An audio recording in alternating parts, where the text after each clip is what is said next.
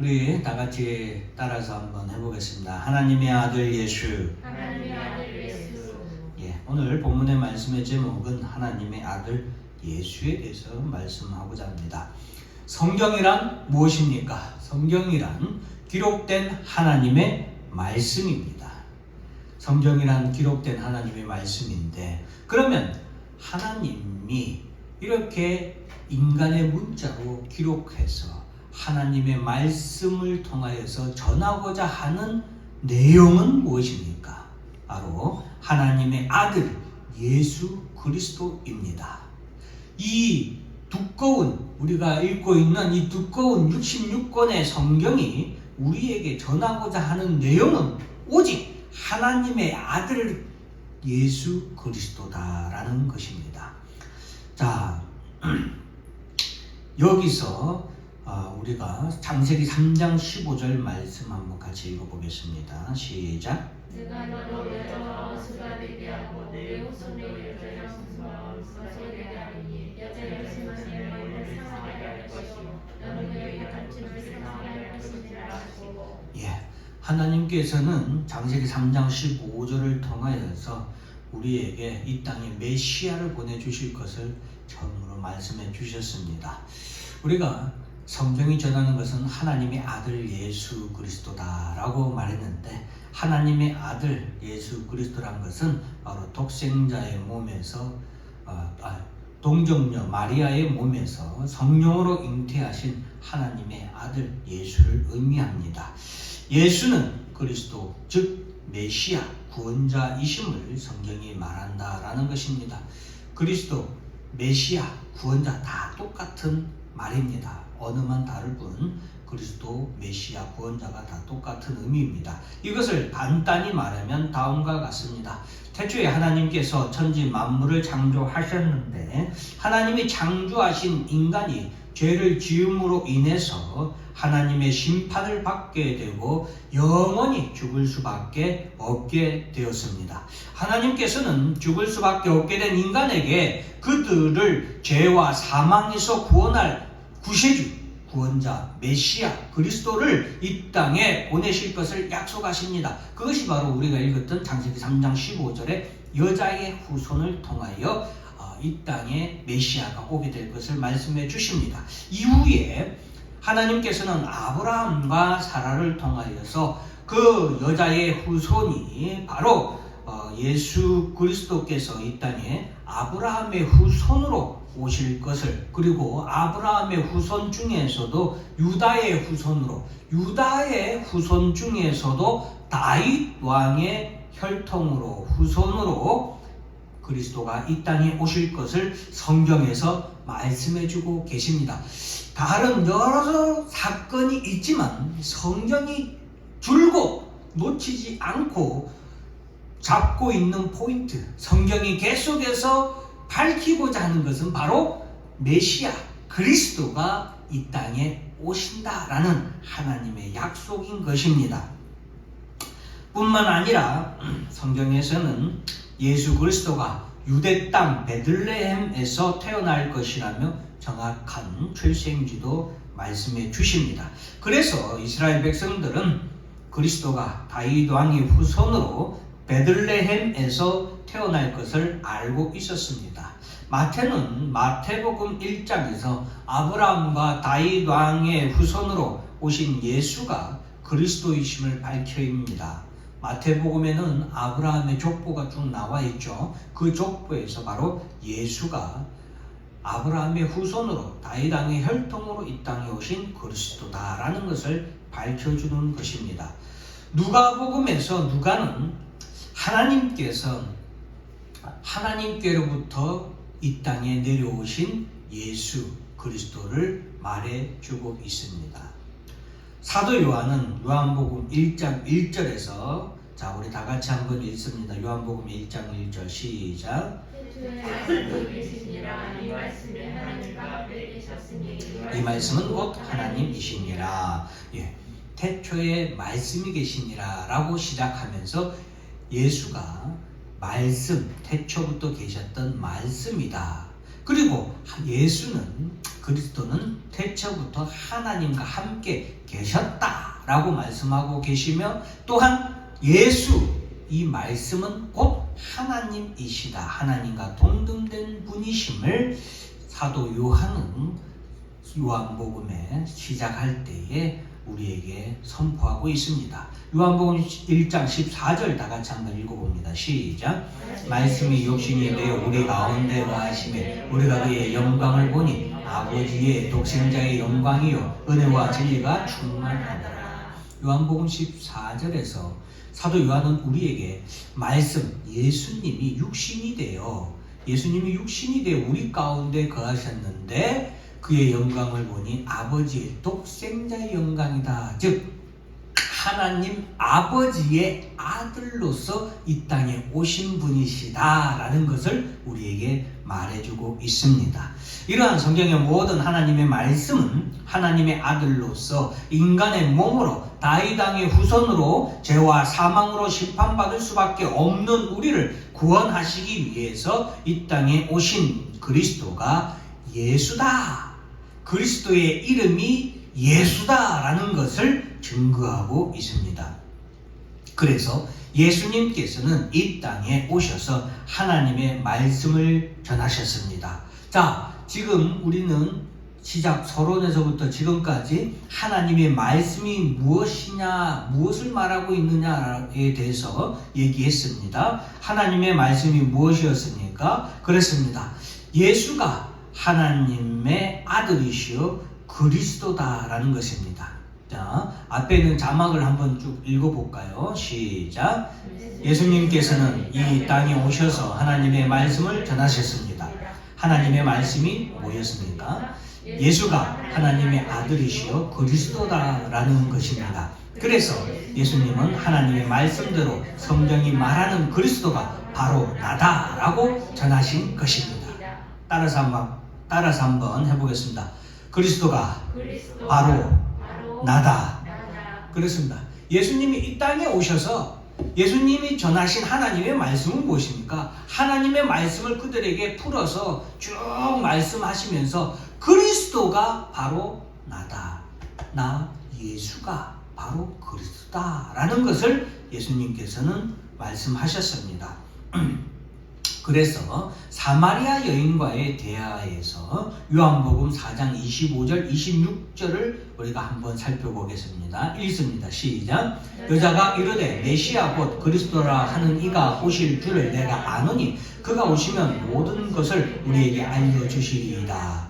예수께서 이르시되 내게 말하는 내가 그라 하시니라. 여자가 지금 그리스도가 오시면 우리에게 다 알려줄 거예요 라고 말할 때에 네가 말하는 내가 그 그리스도다, 내가 그다, 내가 그리스도다 라고 예수님이 말씀하시는 것입니다. 예수님은 요한복음 5장 31절 32절에서 또한 이렇게 말씀하십니다. 같이 한번 읽어봅니다.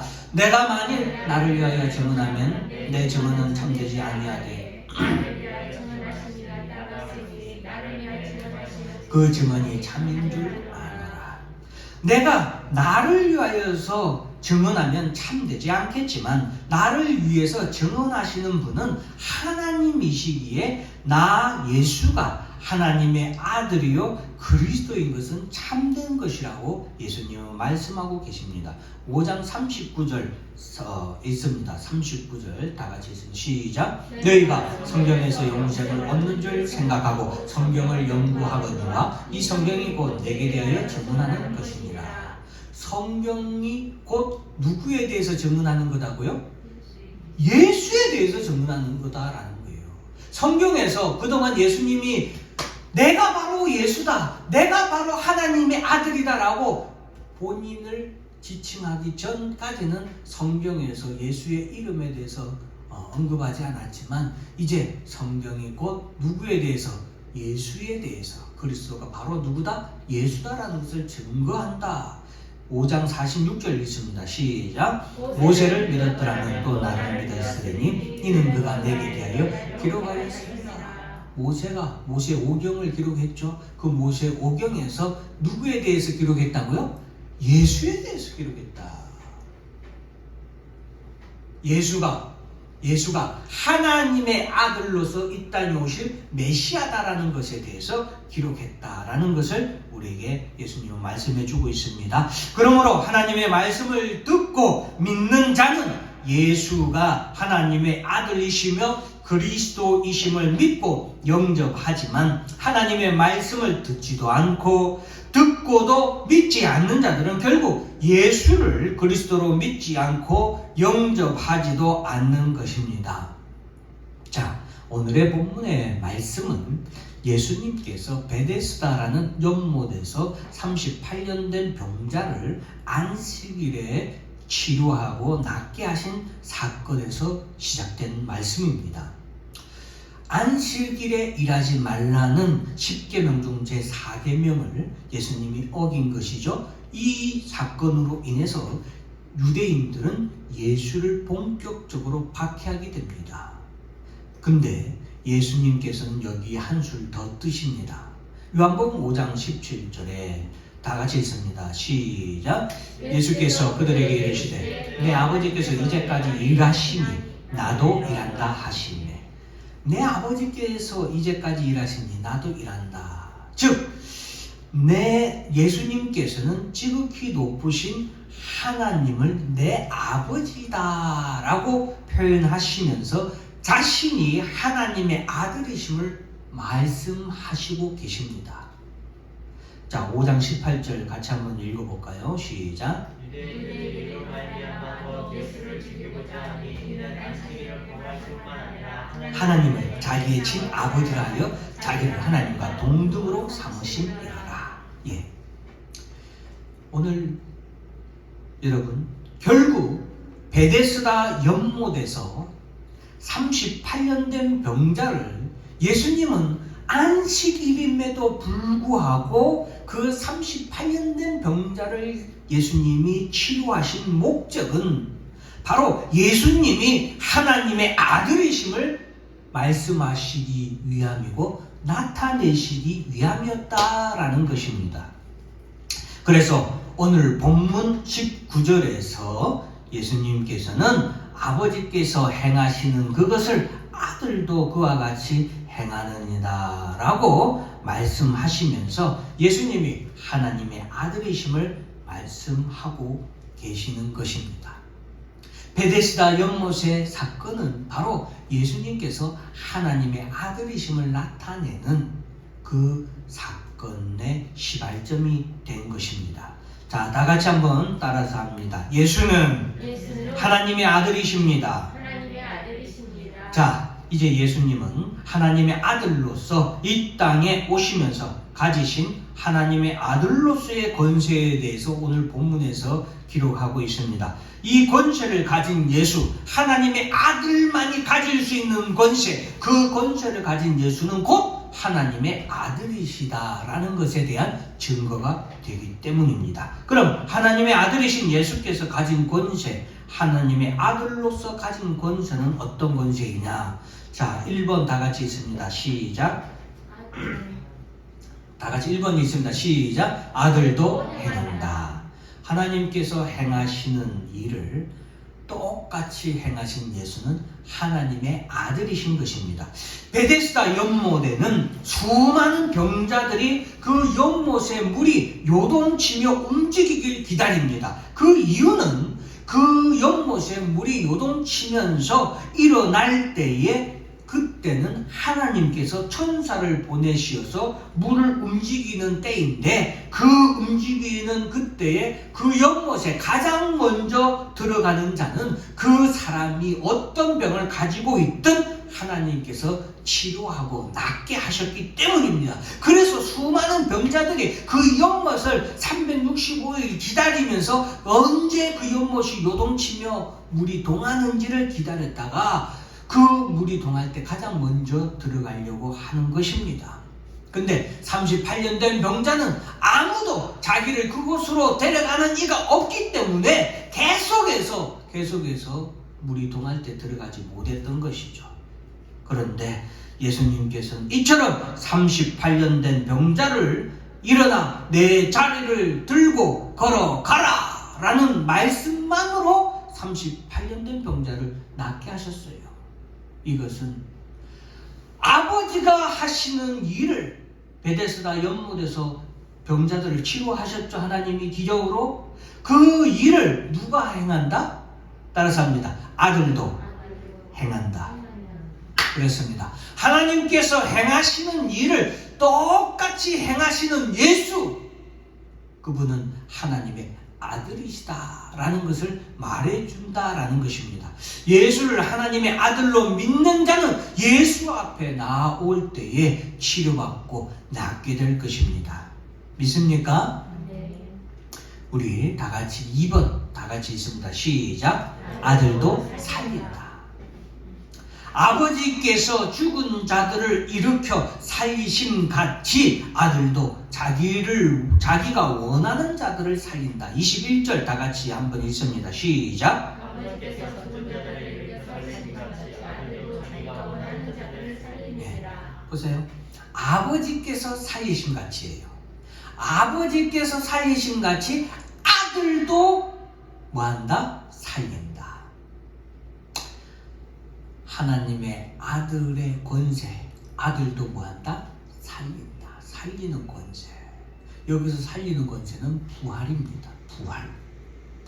25절 다 같이 읽습니다. 시작. 진실로 진실로 너희에게 이르노니 죽은 자들이 하나님의 아들의 음성을 들을 때가 오나니 곧 이때라. 듣는 자는 살아나리라. 여러분, 하나님의 아들의 음성을 들을 때에 듣는 자는 살아나리라. 여기서 우리가 주의할 점은 아들도 자기가 원하는 자들을 살린다라는 것인데, 자기가 원하는 자들은 바로 예수님을 믿는 자들, 예수님을 영접하는 자들을 말합니다. 자, 요한복음 11장 43절 44절 다 같이 한번 읽어볼까요? 시작. 나사로야 나오라 부르시니 죽은 자가 수족을 배로 동인처럼 나오는데 그 얼굴은 수건에 쌓였더라. 예수께서 이르시되 풀어놓아 다니게 하라 하시니라. 큰 소리로 예수님이 말했습니다. 나사로야 나오라. 누가 말했습니까? 아들, 하나님의 아들의 음성을 들을 때가 오나니 나사로야 나오라 할 때에 죽었던 나사로가 누구의 음성을 듣습니까? 아들의 음성을 들을 때 나사로가 뭐 했습니까? 살아나더라. 그때가 우리에게 온다 안 온다? 온다는 것입니다. 아들의 음성을 들을 때에 죽은 자가 뭐한다? 살아나리라. 그래서 나사로의 무덤에서 부활한 사건은 예수가 하나님의 아들이심을 명백하게 나타내주는 사건이고, 그렇게 아들의 음성을 들을 그때가 반드시 우리에게 찾아올 때가 있다라는 것을 또한 우리에게 말씀해주고 있습니다. 세 번째 다 같이 한번 읽습니다. 시작. 아들은 영생을 준다. 5장 24절을 같이 한번 읽어볼까요? 시작. 내가 진실로 진실로 너에게 이르노니 내 말을 듣고 또 나 보내신 이를 믿는 자는 영생을 얻고 심판에 이르지 아니하나니 사망에서 생명으로 옮겨느니라. 방금 했던 2번에 아들은 살린다, 아들도 살린다 요구하고 아들이 영생을 준다 요구하고는 조금 다릅니다. 2번은 부활 사건을 말하는 거고 3번은 영생을 주는 것을 말합니다. 영원한 생명을 누가 준다는 거예요? 아들이 준다는 거예요. 하나님의 아들 예수가 영원한 생명을 줍니다. 어떤 자에게 주냐? 아들이 영생을 주시는 방법 다 같이 있습니다. 시작. 예수가 하나님의 아들이시여 그리스도이심을 믿는 자에게 주신 아들은, 하나님의 아들은 영생을 주시는데 그 영생을 어떤 자에게 주시냐? 어떻게? 방법. 영생을 주시는 방법, 그것은 예수가 하나님의 아들이시고 그리스도이심을 믿는 자에게 주신다. 누가 아들이다고요? 예수가. 누가 그리스도다고요? 예수가. 그런 자에게 주신다. 자, 다 같이 4번 같이 한번 읽습니다. 시작. 아들은 심판한다. 22절 있습니다. 하나 아버지께서 아무도 심판하지 아니하시고 심판을 다 아들에게 맡기셨으니. 27절 있습니다. 또 인자됨으로 말미암아 심판하는 권한을 주셨느니라. 29절 있습니다. 선한 일을 행하는 자는 생명의 부활로 악한 일을 행하는 자는 심판의 부활로 나오리라. 여러분, 아들에게는 무슨 권한이 있다고요? 심판의 권한이 있다. 아버지께서는 아무도 심판하지 아니하시고 심판의 권한을 다 누구에게 맡기셨다? 아들 예수에게 맡기셨다. 그래서 예수님은 심판의 권한, 아들로서 심판의 권한을 가지셨다. 그리고 그 심판의 권한은 언제 행하시냐? 선한 일을 행한 자는 생명의 부활로, 악한 일을 행한 자는 심판의 부활로 나오는 그때에 예수님은 이 땅의 심판의 권한으로, 아들로서 심판의 권한을 행하는 그때를 예수님은 반드시 이 땅에 오게 된다라는 것을 우리에게 말씀해 주고 있습니다. 여기서 선한 일, 악한 일은 무엇일까요? 선한 일을 행한 자는 생명의 부활로, 악한 일을 행한 자는 심판의 부활로 온다 했는데, 선한 일이란 것은 하나님 앞에서 선한 일은 오직 하나뿐입니다. 예수를 하나님의 아들이시여 그리스도이심을 믿는 것, 그것이 선한 일이고, 악한 일은 무엇입니까? 예수를 하나님의 아들로도 그리스도로도 믿지 않는 것입니다. 그래서 요한복음 16장 8절 9절 다 같이 8절 9절 있습니다. 시작. 그가 와서 죄에 대하여 의에 대하여 심판에 대하여 세상을 책망하시리라. 죄에 대하여라 함은 그들이 나를 믿지 아니하며. 예수가 하나님의 아들이시고 그리스도이심을 믿지 않는 것, 그것이 무엇입니까? 죄다. 그리고 그것이 뭡니까? 악한 거다. 그것에 대해서 심판한다. 예수를 안 믿고도 여러분 건강하다고, 예수를 안 믿고도 잘만 산다고, 예수를 안 믿고도 끄떡없다고, 아무 탈 없습니다라고 큰소리치는 교만한 사람들아, 아들의 음성이 들릴 때에 심판의 부활로 예수 앞에 서게 될 것을 두려워하시기 바랍니다. 그러니 속히 회개하고 예수 앞에 나오시길 바랍니다. 오늘 중요한 말씀이 있었습니다. 24절 다시 한 번 더 읽습니다. 시작. 내 말을 듣고 또 나 보내신 이를 믿는 자는 영생을 얻었고 심판에 이르지 아니하나니 사망에서 생명으로 옮겼느니라. 진실로 거듭 강조해서, 진심으로 예수님이 강조해서 말합니다.